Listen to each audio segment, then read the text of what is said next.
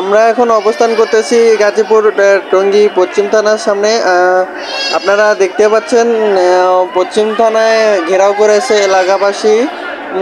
আমরা আপনাদেরকে দেখানোর চেষ্টা করতেছি পশ্চিম থানার সামনে এলাকাবাসীরা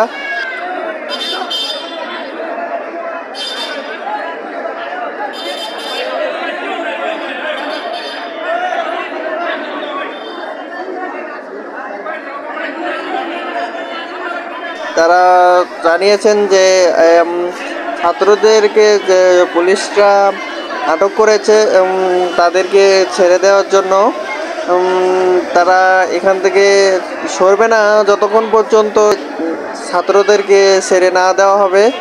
এরা এখান থেকে সরবে না।